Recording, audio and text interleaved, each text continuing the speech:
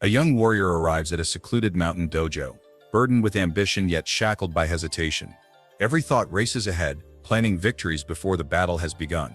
Muscles strain, weapons gleam, but the mind wavers. The master, a stoic figure of years and wisdom, observes quietly, unmoved by the apprentice's restless energy. Strength, he finally says, is forged where the mind dares to stand still.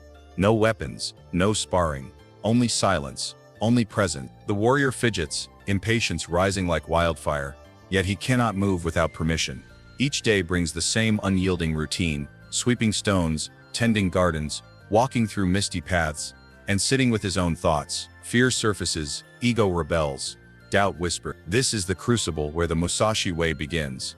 In 30 days, through 5 sacred principles, the warrior will confront his inner weakness, dismantle distraction, and cultivate a life unshakable in discipline, clarity, and purpose. Every strike, every decision, every breath becomes a lesson. Mastery is born not from external action alone, but from the quiet dominion of mind over impulse. By the end, the warrior will understand that the world tests not just skill, but presence, that true strength is invisible yet absolute, and that the path of Musashi is walked silently, fiercely, and without compromise. If you enjoyed the video, don't forget to like, comment, and subscribe so I can keep bringing you great content. His steps were hurried, his breath shallow, and his eyes darted to every corner, seeking mastery in what he could see rather than feel. He believed strength was measured in motion, in the sharpness of the sword, in the speed of reaction. Yet the master, a stoic figure whose presence seemed to bend the air around him, took no notice of his skill. Instead, he forbade the young warrior from touching any weapon, denying him the comfort of his usual demonstrations of ability. In that refusal lay the first lesson: the battlefield begins within. Alone, with only the wind whispering through the eaves, the warrior's thoughts erupted. Fear, impatience, and ego surged, demanding immediate resolution. He wanted to strike, to show, to prove, yet every instinct met with stillness. The courtyard became both prison and teacher. He swept the stones with deliberate strokes, arranging each one with precision. Each motion, simple and repetitive, felt like a rebellion against his own restless energy. The master observed quietly, allowing the warrior to confront himself, to realize that distraction was the true enemy. The air carried the scent of pine and damp earth, the soft rustle of bamboo leaves a constant metronome to his internal chaos. He tended the garden, watered the seedlings, and arranged the stones in patterns that required focus, patience, and care. Each act was mundane, yet each act was a confrontation with his own mind. The mind that leapt ahead, planning 10 moves before the first step, now had to obey the rhythm of labor. In these small, uncelebrated tasks, he began to understand mastery is not spectacle, it is obedience to the present. Musashi's principles whispered through the silence. The warrior's desire for recognition, for outward validation, began to reveal its fragility. Strength without awareness is a sword swinging blindly. Presence without action is a river frozen midstream. The master's silence became a mirror, reflecting impatience, pride, and subtle fear. Even the wind, rustling softly through the courtyard, seemed to test him. Could he remain unmoved, unreactive, aware? The lesson was harsh. Internal discipline must precede external skill.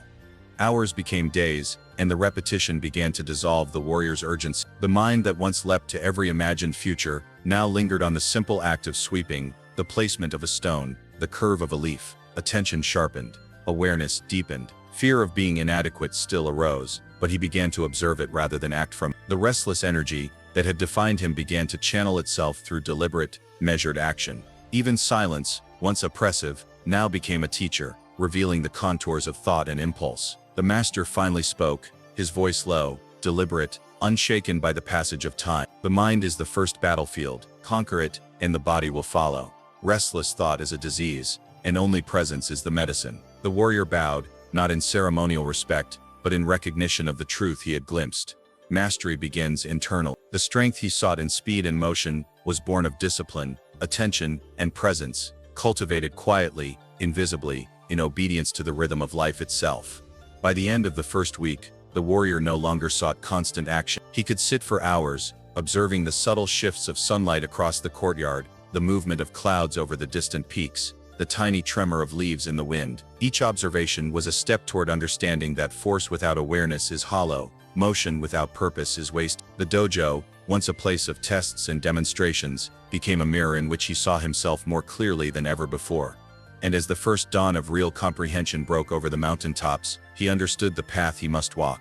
Mastery is quiet, Strength is internal. The mind must obey before the body moves. The restless warrior had encountered his true opponent, himself, and in the confrontation, he had glimpsed the seed of unshakable presence. The lesson of stillness would carry him to the next trial, cutting through excuses that hide cowardice and laziness. The morning fog clung to the mountain slopes as the warrior stepped into the courtyard, a residue of sleep and lingering restlessness in his eyes. Yesterday's lesson had taken root, yet the mind still sought comfort, still reached for rationalizations to delay real confrontation. The master, unmoved by his apparent effort, summoned him to the edge of the cliff overlooking the valley below. There, the silence was heavy, the wind sharp, and the world seemed to hold its breath. "Look at what you carry," the master said, his voice neither harsh nor soft, simply present. "Every excuse you make is a stone, every delay, a weight. You believe you act freely, yet your mind negotiates with cowardice." The warrior's heart tightened. Excuses, mental stories of fatigue, circumstance, pride or fear, had been his constant companion. He had thought them harmless, even wise. Now, in the absence of distraction, he could see them for what they were: chains. The master instructed him to sit, feet pressed to the cold stone, spine straight. No words, no action, only awareness. Each breath became a scalpel, dissecting. The warrior noticed the subtle rationalizations. "I am tired. I need rest. I will fail if I act too soon. I deserve a moment before effort." Each whispered justification felt comforting, yet beneath it lay fear, wrapped in clever language. Silence revealed the architecture of laziness. Isolation amplified the lesson. Without companionship, without validation, without noise, every mental defense became visible. Ego, that cunning and relentless force, tried to disguise fear as prudence. The warrior's mind, left unchecked, spun stories to protect him from discomfort. Yet the master never intervened. His presence alone was a pressure, a mirror reflecting the futility of excuses. Confrontation was unavoidable. Hours passed, and the warrior's internal struggle intensified. His mind reached for distraction, shifting gaze, imagining tasks, recounting past victories. But the master's shadow remained, an unyielding witness. Slowly, the warrior realized that every attempt to justify hesitation was an act of dishonesty toward himself. Clarity emerged, not through action, but through acknowledgement. Fear could exist without commanding choice. Excuses could appear without dictating behavior. The master then guided him through movement, sweeping the courtyard, arranging stones, carrying water. Each action repeated, deliberate, uncompromising. Do it not because you feel like it, not because it brings pleasure or reward, but because it must be done, he instructed. The warrior's mind flinched, rebelling against monotony. Yet with each precise movement, he observed the ego whispering excuses, and then choosing not to obey them. The gap between thought and action widened. Presence began to govern the body, rather than desire, fear, or by evening, the warrior's exhaustion was profound, yet unlike previous weariness, it was cleansed by clarity. Excuses had lost their authority, every hesitation recognized, every rationalization observed and discarded. He felt a nascent freedom, the discipline of absolute responsibility. The mind no longer negotiated. Every breath, every motion, became a deliberate choice. He understood that laziness survives only when shielded by clever reasoning, and mastery emerges when thought and action are brutally aligned. As the sun dipped behind jagged peaks, casting long shadows across the courtyard, the master spoke once more. "Excuses are the veil of weakness. Remove them, and you will see the unshakable path." The warrior bowed, not in submission, but in recognition of a truth more penetrating than any strike of a blade. Honesty with oneself is the foundation of strength. Discipline was no longer optional. It was the framework of existence, shaping every decision, every movement, every thought. By nightfall, the warrior slept without the chatter of justifications, without the gnawing tension of procrastination. In its place, presence flowed quietly, a river forged in relentless observation and internal honesty. The first principle had been internalized, the second had been revealed. Cutting through excuses carves the mind into a vessel capable of enduring any trial. And with the mind cleared of rationalizations, the next stage awaited: discipline, beyond desire, where action persists, even when emotion fades. Dawn broke over the mountains, painting the dojo in muted gold and shadow. The warrior awoke, body stiff from yesterday's exertion, yet his mind clear of excuses. Still, a subtle unrest lingered. Clarity alone did not compel motion. The master stood silently, observing. "Today," he said, "we strip pleasure, reward, and desire from your training. You will act because it must be done, not because it gratifies, not because it excites." The warrior's heart hesitated. Motion without motivation felt unnatural. even unbearable. Humans are creatures of impulse, and every fiber of his being sought stimulation, praise, or recognition. The master's presence, however, was unwavering. Emotion is a river that shifts unpredictably, he continued. Discipline must flow where desire cannot reach. Only then is strength reliable. Training began with the mundane, cutting bamboo, filling water jars, polishing blades, each task repeated without variation, without expectation. The warrior's hands grew sore, his arms heavy, yet he moved mechanically, compelled by the insistence of duty alone. At first, the mind rebelled, cataloging reasons to pause or slacken. Each thought was examined, acknowledged, and ignored. The gap between impulse and action widened. In the silence of repetition, he began to notice subtle transformations. Movement became almost meditative. Awareness sharpened, perception expanded. Each strike, each step, each sweep of the bamboo became an act of pure presence. The warrior understood, flow is not pleasure, and mastery is not entertainment. True strength is forged in the crucible of monotony, where desire is stripped away, leaving only unwavering action. By midday, the master introduced combat drills, still void of praise or commentary. The warrior's strikes were deliberate, precise, and devoid of expectation. Previously, motion had been colored by anticipation of success, ego-driven calculation, or the thrill of proving skill. Now the body acted independently of emotion. The mind observed, the body executed. Even errors became lessons, not punishments. Each failure accepted without attachment. The principle revealed itself gradually. Laziness is an emotional parasite. It thrives when reward, recognition, or excitement is sought. By divorcing action from desire, the warrior discovered a new stability. Effort persisted because it must, not because it was gratifying. The internal landscape shifted. Patience, endurance, and unshakable focus emerged. Each repeated motion became a meditation in itself, the mind anchored in the certainty of disciplined effort. By evening, the courtyard echoed with the rhythm of practice, the air dense with the scent of sweat and pine. The warrior's fatigue was profound,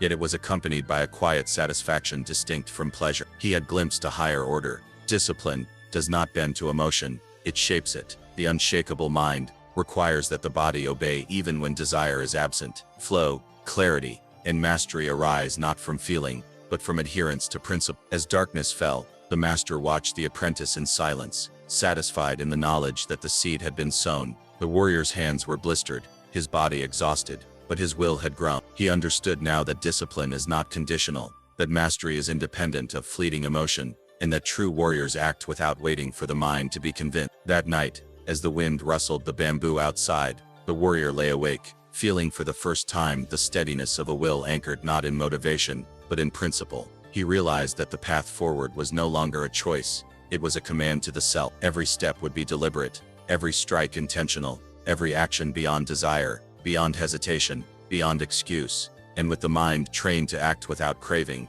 the next trial awaited. Silence, as the crucible, where stillness tests the warrior's resolve. Morning arrived like a whisper over the misty mountain ridges, soft gold spilling across the dojo roofs. The warrior stepped into the courtyard, the world still and hushed, yet he sensed an unusual tension in the air. The master's eyes met his, calm but unyielding. "Today, you will learn the language of silence," he said, voice like polished stone. No instruction, no words, only presence. At first, the warrior felt relief. He had grown accustomed to repetition, to the rhythm of action and correction. Silence seemed like a reprieve. Yet as the day unfolded, the absence of guidance revealed its true nature. Without verbal cues, without external validation, the mind stirred restlessly. Impatience surfaced, fear whispered, and subtle cravings for ease and comfort tugged at him. Every unspoken thought became a mirror, reflecting the ego's hidden corners. The master remained a stoic figure, observing but not intervening. Silence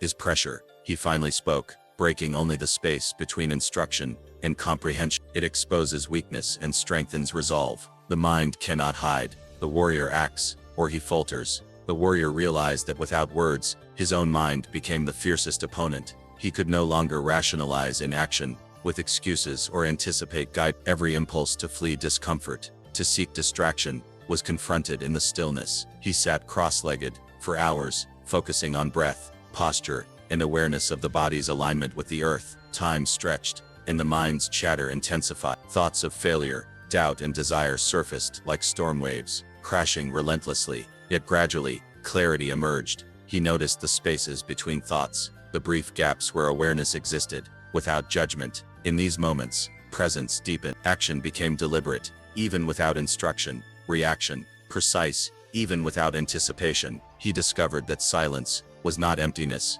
but a forge, tempering will and sharpening attention. By afternoon, the master guided him through movement exercises, without uttering a word. Each strike, step and pivot was executed in concentrated stillness. The absence of commentary forced the warrior to internalize every principle, relying on observation, intuition, and precise control. His strikes grew heavier in intent, lighter in effort. His mind became a calm mirror reflecting the immediacy of each moment. The challenge was relentless. The body ached, but the true trial was internal. Laziness, previously masked by rational thought or fleeting excitement, could no longer survive sustained silence. The warrior realized that strength emerges when the mind is uncluttered by distraction, when fear is faced and not obeyed, and when presence governs every act. Each movement was a testament to internal mastery, executed not for reward, but because it must be done. As dusk painted the mountains in muted reds and gold, the warrior felt the weight of a transformed mind. Silence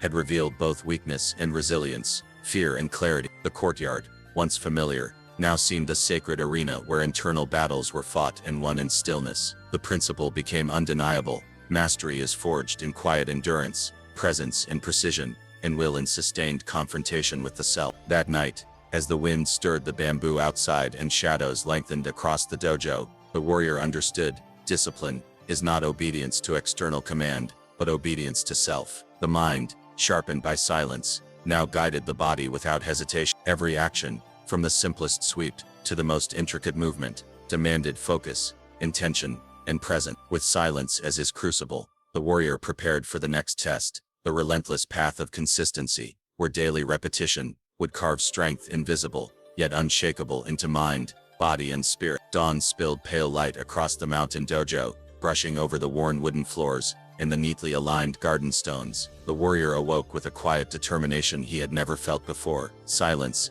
had tempered his mind, the crucible of stillness had sharpened his awareness. Yet now a new test awaited, the relentless principle of consistency. Haruto's voice, low and unwavering, broke the morning calm. Strength is not found in bursts, nor in glory. It lives in the repetition of the unseen, the uncelebrated, the daily. Today, you learn to carve endurance into your spirit. The warrior understood immediately. This was the essence of Musashi's system. No extraordinary feats, no sudden triumphs. The path was mundane, precise, and merciless. Fetching water, sweeping the courtyard, tending to gardens, training sword forms. Every act was repeated, measured, and executed, without haste or hesitation. Haruto moved silently beside him, correcting posture with subtle gestures, but never with words. Praise was absent, reward was irrelevant. The warrior had become his own instructor. At first, fatigue threatened to break his resolve. Each motion felt heavy, his muscles ached, and the monotony gnawed at his spirit.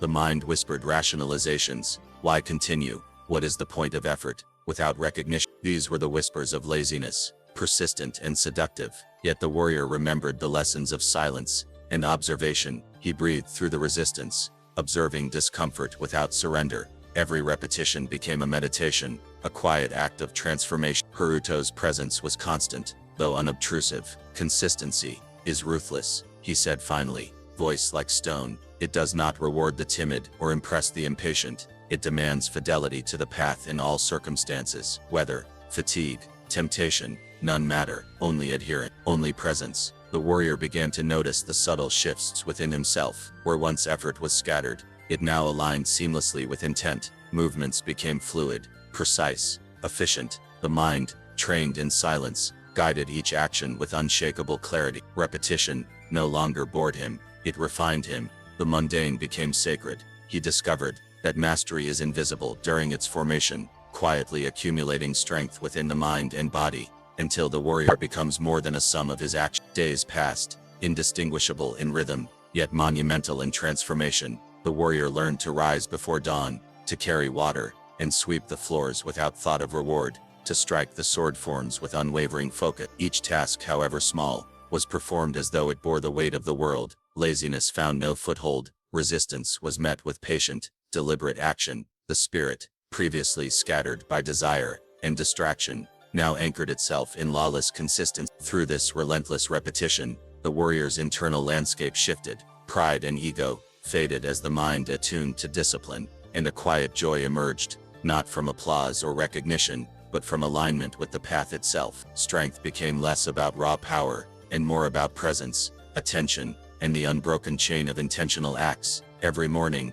every chore, every motion, reinforced the principle: the system transforms those who commit fully, silently, and unconditionally. By nightfall, as shadows stretched across the courtyard, and torches cast warm flickers against the walls, the warrior felt an internal calm, an unshakable foundation. Musashi's teaching had crystallized. Intensity impresses, consistency transforms. Small, faithful acts, repeated day after day, forged mastery invisible to the untrained eye but undeniable in its effect. Discipline became internalized, a constant companion, guiding thought, action, and intention. With ruthless consistency, the warrior was ready for the ultimate test of freedom, acting without supervision, without instruction, and without negotiation, the moment where internal mastery would be revealed in total independence. The morning air was crisp, carrying a faint scent of pine and wet earth. The warrior stood alone on the mountain path, the dojo behind him silent in shadow. For weeks he had trained under Haruto's unyielding guidance,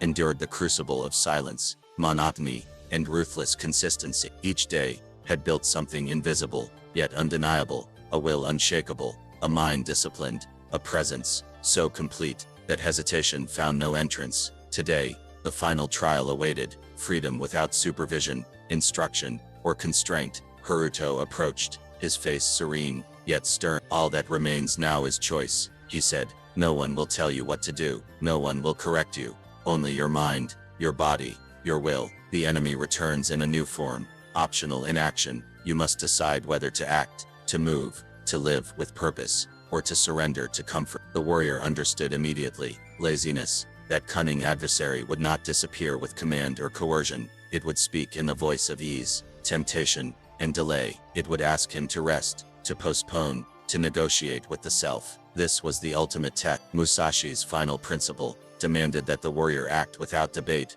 without desire, without fear dictating motion. Every choice, every movement, every breath must arise from presence alone. He walked the garden paths, slowly, observing each detail: the curve of a stone, the shimmer of morning dew on the leaves, the rhythmic sound of the wind in the pines. Nothing required action, yet every motion became deliberate. He lifted water, swept the floor, practiced sword forms, all without hesitation, without expectation. His body obeyed the mind that had been tempered in silence and monotony. His mind directed the body with absolute clarity. Hours passed, and the warrior discovered the profound freedom in discipline. Choice was no longer a battleground of desire and fear. It was an expression of internal law, a reflection of the unshakable will forged through 30 days of relentless training. He realized that freedom exposes character without external guidance. Laziness must either dominate or be transcended.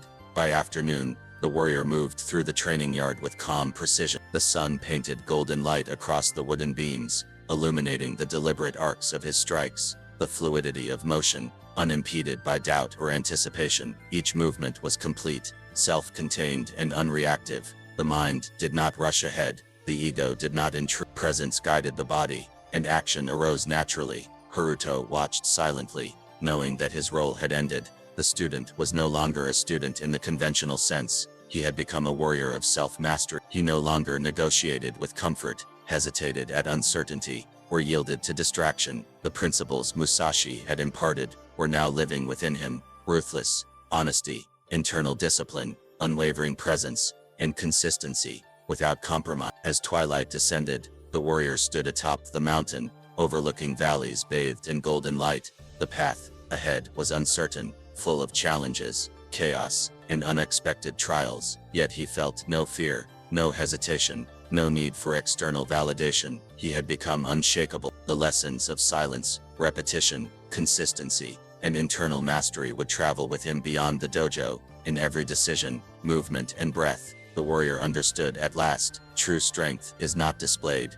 it is lived. The day ended with quiet reflection. Musashi's 5 sacred principles had been absorbed, not as abstract concepts, but as lived reality. Laziness, doubt, and hesitation had been vanquished, not through motivation or reward, but through relentless discipline, unflinching presence, and the courage to act without negotiation. The warrior was complete, and thus, the warrior stepped into life beyond the mountain, carrying unbreakable will, unwavering discipline, and unstoppable presence into every circumstance. The unshakable warrior conquers not the world, but the self. Discipline, presence, and ruthless, internal honesty forge life unbreakable and unstoppable.